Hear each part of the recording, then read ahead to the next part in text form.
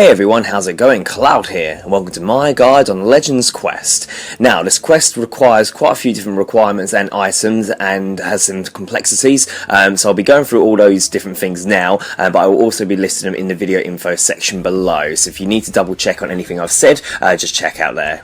So, first off, we'll go through the quests. So, you need a total of 108 quest points, and you need to have completed the following quests: Family Crest, Heroes Quest, Shield of Arav, Lost City, Dragon Slayer, Merlin's Crystal, Druidic Ritual, Shiloh Village, Jungle Potion, Underground Pass, Biohazard, Plague City, and the Waterfall Quest. As for skills, you need level 50 agility and crafting, level 45 herblore, level 52 mining, level 42 prayer, however 43 prayer is recommended so you can use protect from melee, level 50 smithing, strength, thieving and woodcutting, and you're going to also need a decent combat level as you're going to need to defeat a level 84 demon 3 times and some various other level 70 enemies as well. That's it for the requirements. Now onto the items. You'll need the following. You'll need a rune, dragon or crystal hatchet. If you've got one in your tool belt, that will work.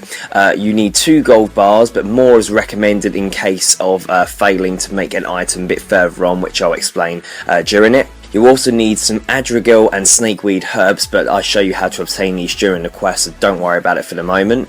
You'll need several lockpicks in case they break, however breaking is unlikely above level 50 thieving. You'll need some rope, an unpowered orb, a vial of water, runes for any charge orb spell. Make sure you've got enough runes to be able to do 2 castings or more to be safe. You'll need 3 to 5 papyrus and a piece of charcoal. You'll also need the following cut gems: Opal, Jade, red topaz, sapphire, emerald, ruby and diamond. And you'll also need 1 each of the following runes: 1 soul rune, 1 mind rune, 1 earth rune and 2 lore runes. If for any reason you're playing any of the different versions of Runescape, either German, French, Portuguese or Spanish, your runes will be different that you require, but I will write them in the video info section. So if you are playing a different version, then just check those items there.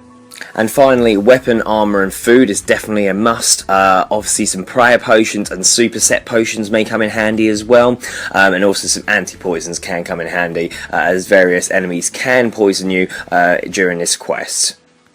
So like I said, a lot of different requirements and items there, but I'm going to list them all in the video info section below, and I will also tell you what items to bring with you for each different part of the quest, as you should be able to get back to the main quest area fairly easy, and I'll talk about that in a moment. Okay, so before we go on to the quest starting point, if you just want to check what I'm showing in my backpack at the moment, that's what you want to try and bring with you if you can. You shouldn't really have too much need for food and that at the current moment. Just make sure you've got weapon and armour with you to protect from some of the aggressive monsters. So the quest starting point, so we're currently at the Sears Village Lodestone, which can be accessed via the Lodestone network, and from here we're going to head to the Legends Guild, which is directly south of Sears Village, and also near some of the other guilds as well, but I've got a location being shown on the mini-map, so just watch where I'm going.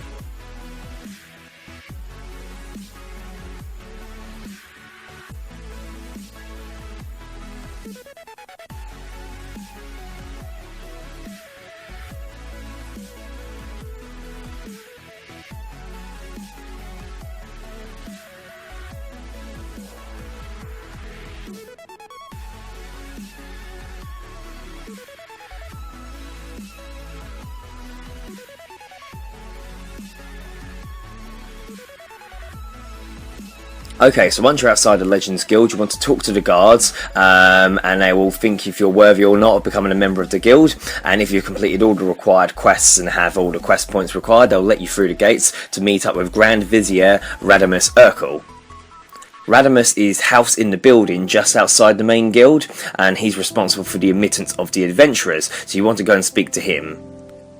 So once you start talking to him, he'll want you to prove your worth before you can join the Legends Guild, and he'll give you some notes and send you on an assignment to Karamjor. Your mission will comprise of completing the map of the Karazi jungle, meet up with the local friendly natives, and bring a gift from the jungle locals to be displayed in the guild.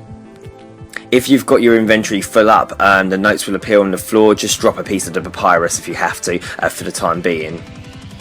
Okay, so once you've made sure you've got the notes, we're now going to head to the Kazari jungle. Now, the quickest way we're going to get there is, first off, you want to go to the Karamjor Lodestone via the Lodestone network.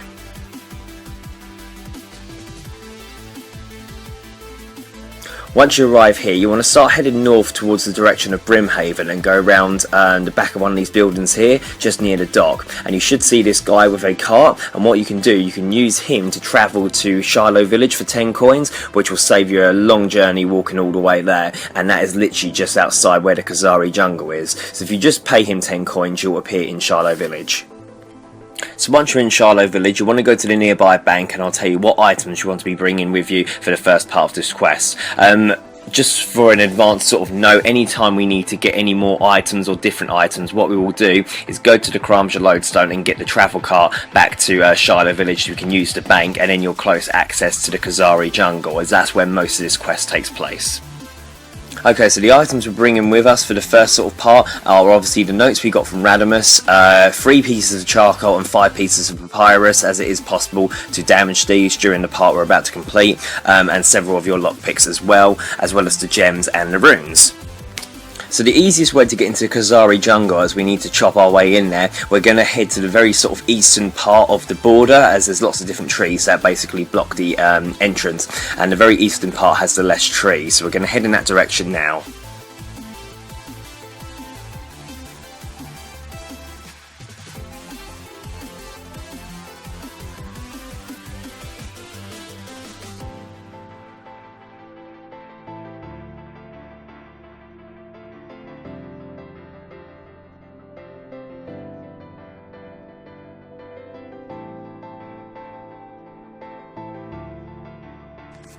Okay, so once you're in this part over here, you should see a nearby forester, and you'll be able to start hacking your way into Khazari jungle. You just need to chop down the different bushes and trees in order to get through onto the other side. So once you're inside the main part of the jungle, you now need to recreate each section of the map on a sheet of papyrus, and this can be done by right-clicking the Radamus notes and choosing complete Radamus notes in each part of the jungle, west, centre and east. Now, what's classed as west, centre and east is actually quite a large scale, so as soon as you enter this part over here, you should be able to sketch the eastern side straight away. Then what you want to do is sort of head about halfway through this part of the island, and then again use the notes to make the centre part, and then again go to the very western side and do that as well there. Now, like I mentioned earlier, it is possible to fail marking a section, which will destroy 1 papyrus and 1 charcoal in the process, but as long as you've bought the few pieces of papyrus, you should be okay. If for any reason you do obviously destroy them all before you complete the notes, you'll just have to double back to the bank and get some more papyrus and try again, but hopefully it shouldn't come to that. So once you've fully completed the marking of the jungle, you now want to head back out of the Khazari jungle, and we're going to go speak to one of the jungle foresters. It doesn't matter which part of the jungle you come out of, as there's different foresters near each part of the sort of border, so just head in any direction of where the jungle bushes and trees are and chop your way through, and then speak to one of them. So you'll speak to the jungle forester about the natives, and they'll offer to help if you can bring back a completed map of the Khazari jungle. So you want to hand over the completed notes to the forester in exchange for a bull roarer, a tool which can be used to call a native inside the jungle. So once you have this item, you want to re-enter the jungle and swing the bull roarer to summon a local named Gujo. It is possible to attract like an angry Umli bird or some other sort of enemies, so just bear in mind you may get attacked, but literally once you sort of do that again, if that is the case, then the native should appear. So once he appears, explain to him that you wish to make friends with the jungle locals, and he tell you about his tribe. So the tribe, the Khazari, have lost their totem to a powerful demon, although the tribe's shaman is in possession of some special Yomi tree seeds that can be used to construct a new totem pole. He is trapped in a cave somewhere in the jungle, and you want to agree to help. So at the northwest edge of the jungle, there are 3 rocks that form a triangle, and you want to go over this direction over here. I've got it marked on the mini-map just so it stands out. And then when you're nearby, you want to search one of the rocks to crawl through a narrow opening. If you succeed, you'll find yourself in a cave with the shaman in the centre, surrounded by a flame wall. It is possible to fail getting into the rocks, and you might take a bit of damage. If that happens, just literally research again until you appear in the cave. Okay, so you want to investigate the Ring of Fire and then talk to Ungadlu, who informs you that only pure water can extinguish the flames. Next, you want to search the various items in the cave to obtain Undaglu's notes, a scrawled note from the crate, a scribbled note on the table, and a scrumpled note on the bed. Reading them tells you how the shaman had prepared to summon his ancestors and pay homage to them, but fell prey to an evil presence in the cave, and you want to investigate the flames for him to talk to you again.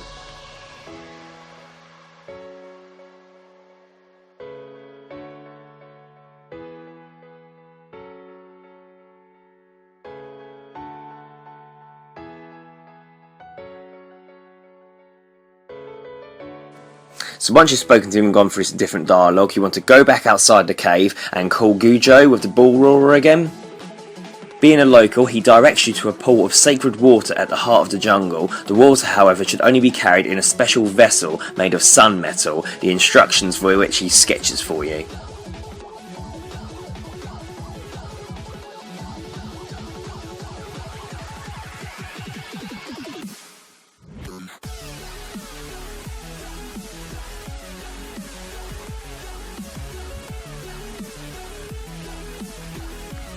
So once you finish speaking to him, we need to return to the cave that we was in a few moments ago.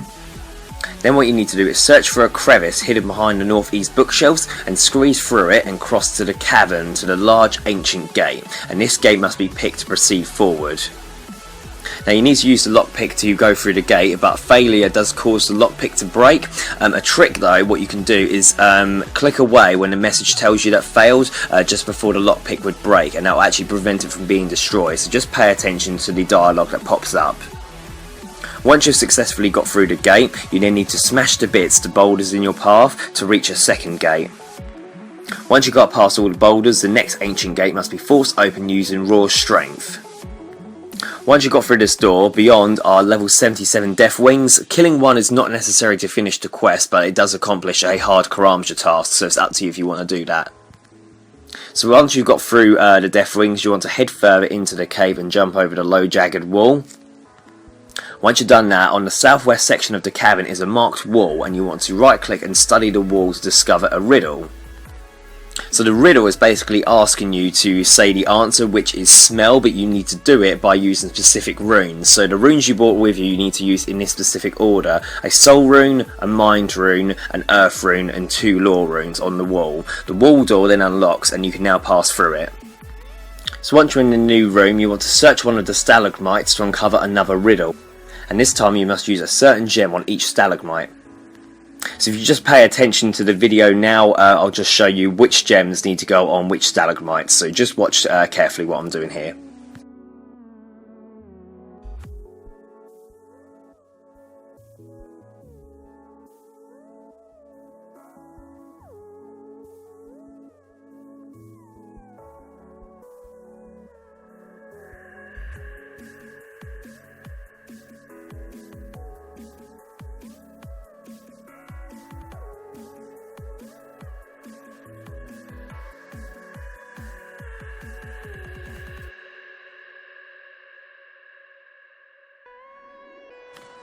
So, when all of the gems are in place, you're levitated to the centre of the cavern and treated to a light show that leaves behind a book of binding. This book allows players to bless vials, enabling it to hold pure water, and also counts as a stackable ranged projectile used for fighting demons. So what we need to do now is return to a nearby bank. So what we're going to do, like I mentioned a little while ago, is go to the Karamja lodestone and then use the cart just north of that to get back into Shiloh village and use that nearby bank there. So I'll speak to you in a moment and I'll tell you what items you're going to need. So what we need to do now is try and forge our gold bowl, and this is what I mentioned at the beginning of the quest, that you may need several more gold bars for, as it is possible to fail. So you need to head to a nearby furnace, or if you've got one of those portable furnaces, you can use one of them. If not, I would say probably the closest one to get to is if you teleport back to the Karamja lodestone. There's a furnace just near the Tybro-Wane village. Either way, you want to try and forge a gold bowl using the gold bars, and like I said, it is possible to fail, so it may take you several attempts. So once you've successfully made your gold bowl, you need to be able to hold the pure water without corrupting it, so the bowl needs to be purified. So with the gold bowl, you need to also bring an empty vial, your book of binding, and your bull roarer, and the sketch from Gujo. You may also want to bring some food and prayer potions in order to fight, as we're going to be fighting the level 83 demon in a moment. And we're going to head back into the Khazari jungle so we can use the bull roarer to speak to him again. So once you're back in the Khazari jungle, call Gujo again and ask him to bless it for you. If you do fail, it will reduce your prayer points by 50, so just literally repeat the process to try again. You won't lose the bowl though, you'll just lose prayer points until it's successfully blessed.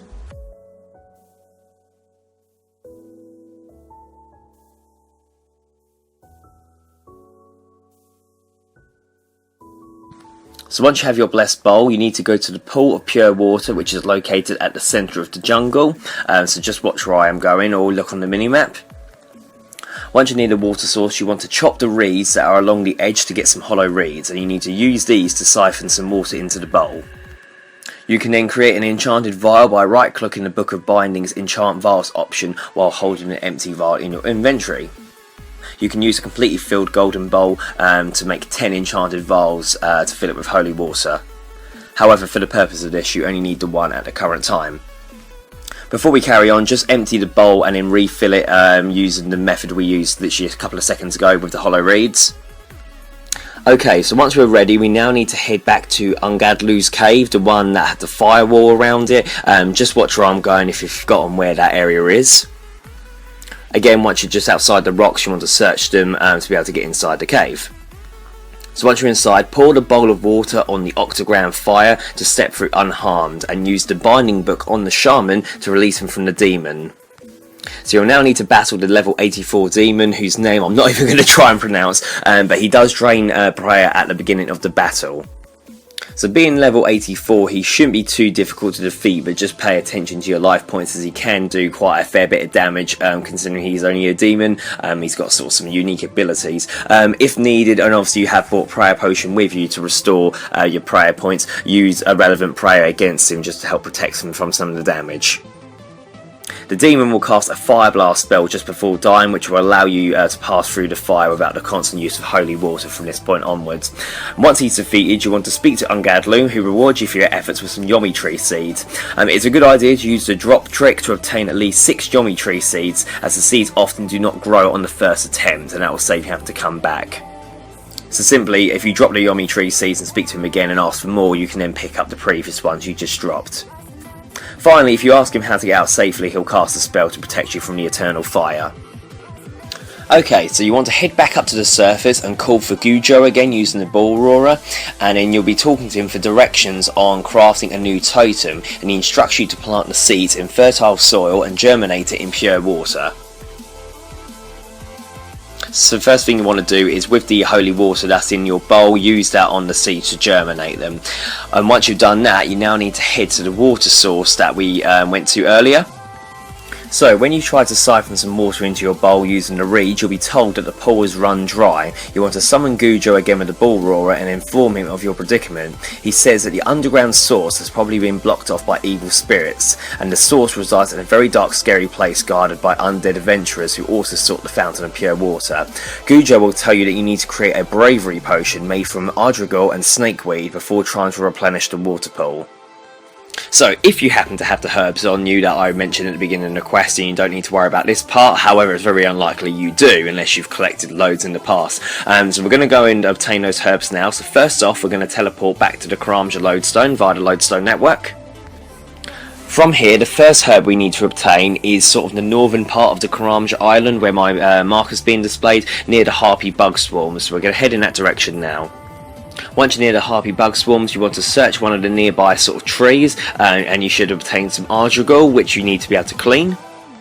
And then once you've done that, we're now going to head in the direction of the western part of the island, just southwest of the Twibro 1-0 village, to be able to find some snake weed. So head in that direction now.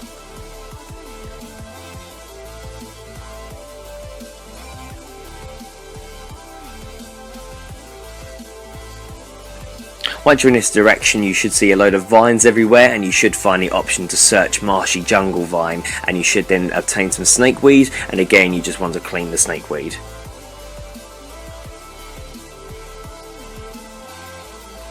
Once you've obtained those 2 herbs, you now want to return to the Shiloh village bank using the usual process of going to the Karamja lodestone and then getting the travel cart, and I'll speak to you in a moment and tell you what items you're bringing.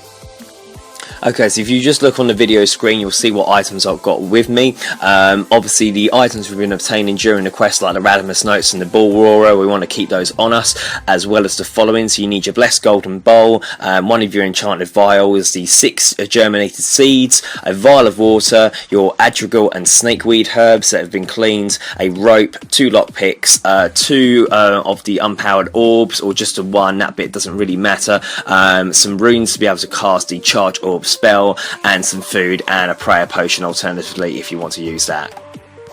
So when you're ready, you want to head back into the Khazari jungle, and then what you're going to do is head back to the cave where we fought the demon a little while ago in the Wall of Fire, which you should remember how to get to by now, so I'm not going to worry about talking you guys through that again, but I'll speak to you once you're there.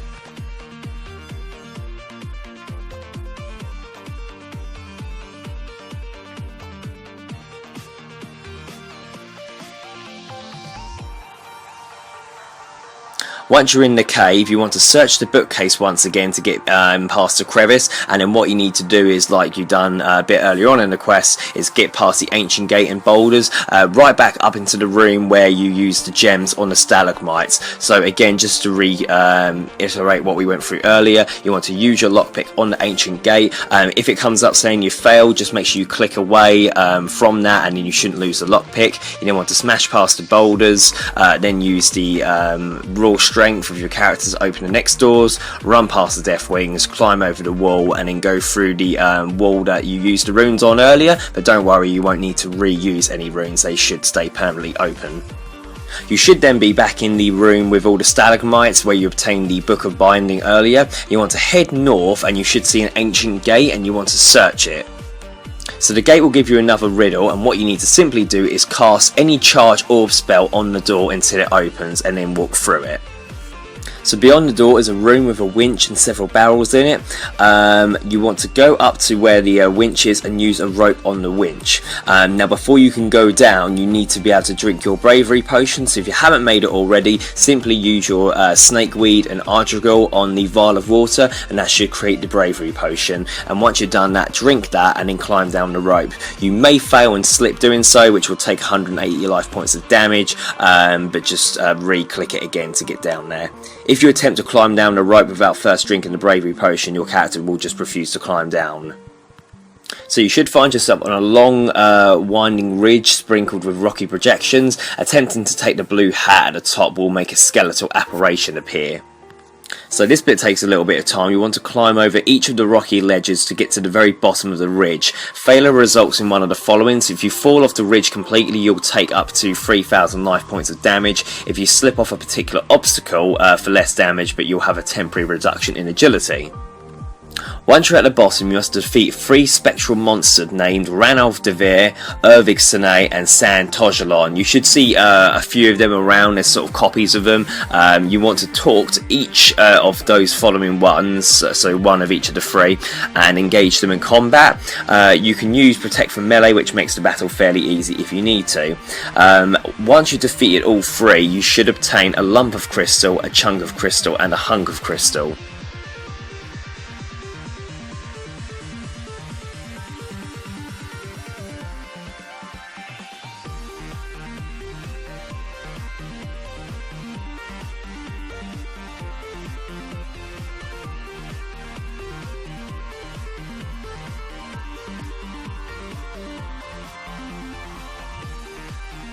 With these 3 crystal pieces, you want to go to the northeast corner of the cave, and you should see a furnace, and you want to put the 3 crystal pieces in there, and you would attain a heart crystal. You then want to choose the look at option on the heart crystal to read the next clue, which is bring life to the dragon's eye. So you want to head to the mossy rock surrounded by crumbling walls just over here, and if you look on your mini-map, it does look like a dragon with an eye on the mini-map. What you then need to do is place the heart crystal on this mossy rock, and it should activate the crystal, allowing it to be used on the heart-shaped recess near the barrier to the south. Once you use the heart on the relevant piece, you should then be able to pass through the other side of the barrier, which has the source of pure water. So you want to go past the lesser demons until you reach the stream blocked by 3 boulders. Try to push one of them, and a spirit will appear saying he's been tortured and begs you to help him by killing Vial. Now you may notice that his name is an anagram of the demon's name that you fought earlier, but you want to agree to help anyways, and he'll give you a dark dagger to kill Voldy with. Now you have two options here. You can either do the short and hard path or the long and easy path, and basically the only difference is if you do the short and hard path it takes shorter time to complete, but it will make the battles a little bit harder later on, but to be honest not that much that I would really worry about wasting your time and doing the long and easy path, as that involves you having to go back to Charlotte Village and go all the way through this cabin once again, and it's really not worth the time. You shouldn't have much difficulty in the upcoming battles. So we're going to do the short and hard path. So the path involves complying with the ghost requests. What you need to do is head back out of the barrier, and then where you climbed down the ridge earlier across all those crumbling rocks, you need to go back to the very top near where that wizard's hat is. Again, it may take a little bit of time to climb up here and you may fall off and take some damage, but you should be able to get back up to the top fairly easy. So once you're at the very top, you want to wield the dagger and click the blue hat to make the skeleton Vial appear. Kill him and it will then change your weapon to a glowing dagger. Once you've done this, you then want to return to where you tried to push a boulder earlier to speak to the ghost again.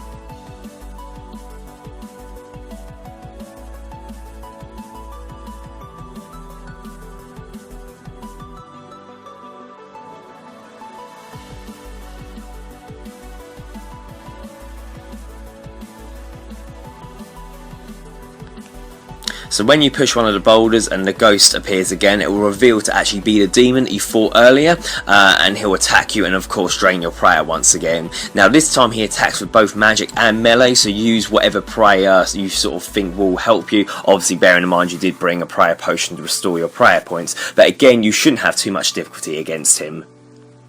After you defeat him, you want to push all of the boulders out of the water flow, which will restore the surface pool. You can also refill your golden bowl with sacred water right here after you push aside the boulder. So once again, we now need to return to the Charlotte Village Bank using the previous method we've been doing earlier, and I'll speak to you in a few moments and tell you what the final items you're going to need. So, the main items you're going to need for the last part are obviously the bull roarer, the Yomi tree seeds, the golden bowl, the Radimus notes, a hatchet, Rune or better, and obviously your toolbelt will work, and finally combat gear for the third and final battle, and obviously any food and prayer potions you think you're going to need. So what we're going to do when you're ready is go back into Kazari jungle using the usual method, and we're going to head back to the water pool that was blocked earlier, and that should be flowing once again.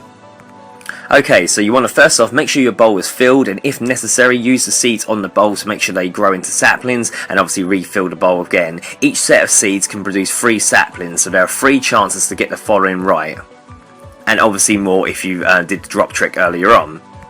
So what we need to do is plant a sapling in any one of the brown fertile soil spots around the jungle, and there's one just northwest of the pool. So you want to make sure you water the sapling with pure water to make it grow, and if you need to refill your bowl you can reuse the pool as it's no longer blocked by a boulder. Now if you don't water it timely, the Yomi tree sapling will die shortly after being planted.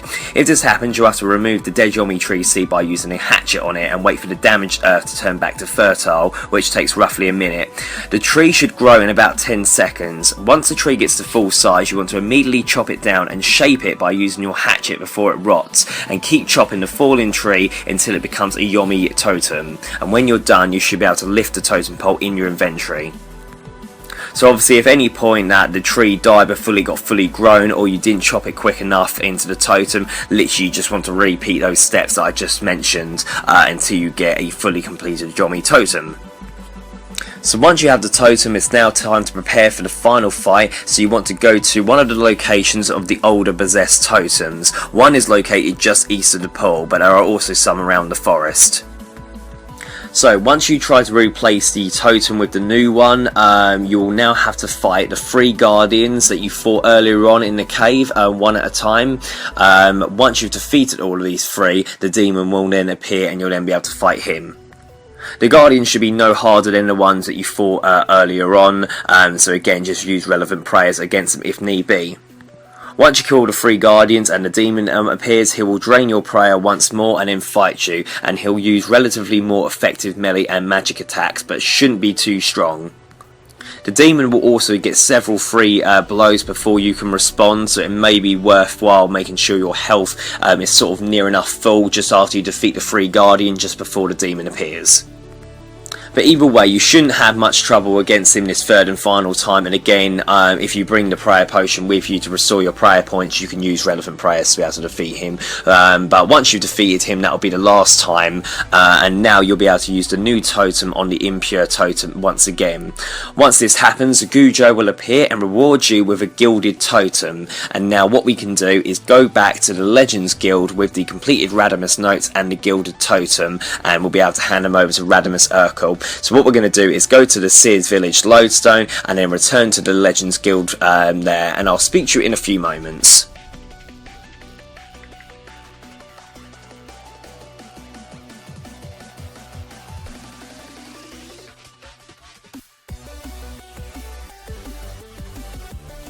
So once you're back outside the Legends Guild, go through the gates and go speak to Radamus Urkel in his office, and you'll hand over the Radamus notes and gilded totem. He'll then want you to meet him in the main hall. So what you can then do is enter through the guild doors and talk to him again, and you'll be admitted into the Legends Guild. And once you've been granted admission to the Legends Guild, it will come up, congratulations, you completed the Legends quest. You're awarded 4 quest points, access to the Legends Guild, which includes a shop to buy the Cape of Legends, 7,650 experience in 4 skills of your choice among several different skills, so you can choose whichever ones you wish. You'll be given a binding book that can be used to make enchanted vials, a ball roarer to use to summon Gujo, and you can also use that anywhere else, which makes a really irritating noise. You'll have the ability to wield a dragon square shield, the ability to make holy water, access to the Kazari jungle and Reg Gecko pets, 2 treasure keys and 2 hearts of ice. So there we are. Very, very long-winded quest, a lot of different things to do. This is obviously one of those milestone quests, so after you complete this one, obviously you'll be able to use the Cape of Legends, which you can use to sort of show that you've got this far in regards to quest completions. Obviously you'll be able to use the Dragon Square Shield if you wish, and obviously completing this quest is required for a lot of higher tiered quests as well, so it's one of those ones you're going to have to get round to eventually.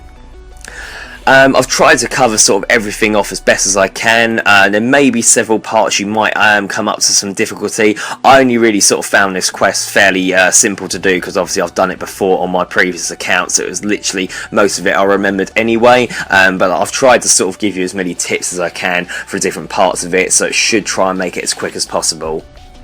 But yeah, you shouldn't run into any problems following my guide. However, if you do run into any problems at all, make sure you leave a comment in the comment section below, and I shall help you out as best I can.